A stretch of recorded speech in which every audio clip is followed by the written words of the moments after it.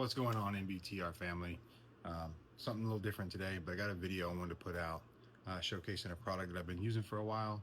Um, got a brand new build coming up, and I've reached out to this person, um, great company, and asked if they'd be interested in partnering on this build.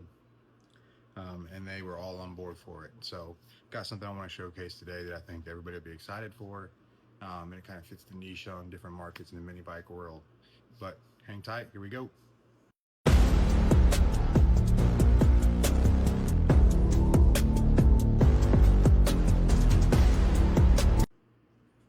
All right, today we are talking about a product that is tried and true, and I personally believe in.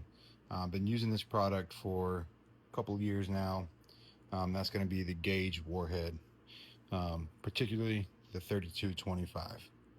Now, obviously, there's different valve combinations you can go with, but Gage makes a great product that I've had on bikes that I've put through the ringer and slung around the track several times, and even been very competitive against all the billet heads that are out there. So, billet doesn't win races, horsepower does. Let's talk about it. If you're building a Tillotson or clone engine, the Gage Warhead deserves a serious look. Before you buy or install one, you can check out the instructional videos on the Gage Motorsports website. They cover the warhead, rocker arm setup, and proper push rod length, and they'll probably even answer some questions you didn't know you had. All right, so now you find yourself building a clone or Tillotson engine, and you're like, hey, I need a head that's really going to produce some power. Hit up GageMotorsports.com, and they can take care of you. They got a handful of different valve combinations you can run with. You can go on the website, select the valve combination you want if you already know what you're looking for. If not, again, I encourage you to go check out the videos on the webpage. Max really got some good instructional videos on there, and a little bit more in-depth information about the head design. Even with that being said, you can reach out to Max himself, let him know what you're doing, and he can kind of walk you through valve size combinations. Okay. So now you know what valve size you want, what shows up in the box. You place your order. In this situation, this is a 3225. So I get that specific valve combination that shows up with the head. You're gonna have an intake manifold. It's actually port matched to the head. You're gonna get two gaskets.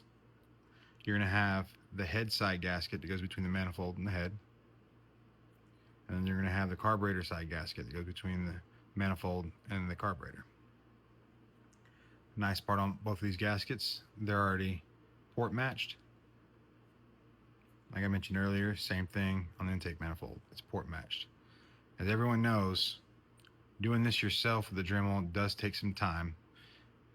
Having it come in already CNC port matched is a beautiful thing, especially when you have a head that the intake port has been completely redesigned. And as you can tell, there's very little material here on the top of the port. Gage actually changes the angle of the port to do some tricky things in here with removing material and changing the circumference on the inside. Another key piece about that is Gage actually welds up this weak spot both here and in here before doing the CNC port on it to prevent it from breaking through. So they fix a problem before it even happens. Now, when you place your order for a Gage Warhead, you got to get the rockers to go with it. If you don't have rockers already, you can look at the different selection that Gage Motorsports offers. For this setup that I'm going with here, I went with 1.2 rockers. And in the small engine world, everybody knows the infamous Black Venom rockers are world class.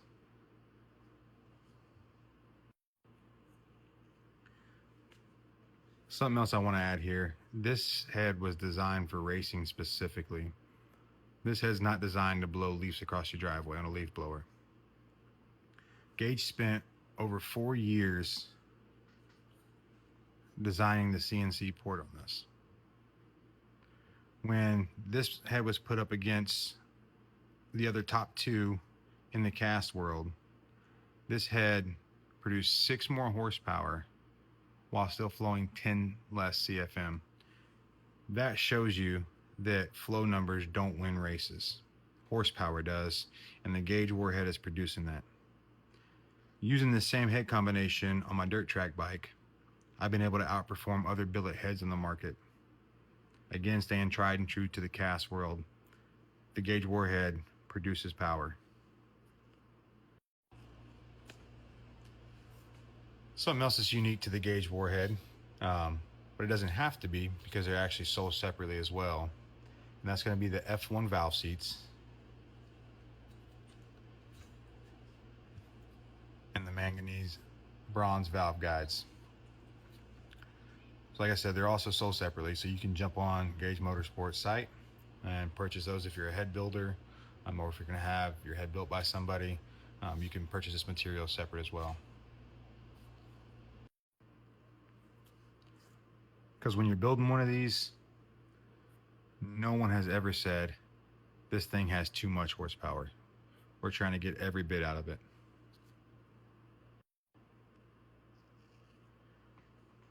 All right, the next thing I want to talk about are rockers. So you got your head selected, you know what valve combination you're going with, you know which intake manifold you're going with, it's sitting in your cart ready to go. You got to decide on rockers. When you get a head at this caliber, sure, you could stick some stock rockers in it. That's not what you want to do. Gage has world-class rockers in the small engine world, and everybody knows it. For the specific build that I'm doing here, I went with 1.2 rockers. I'm going to pair it with a 356 cam.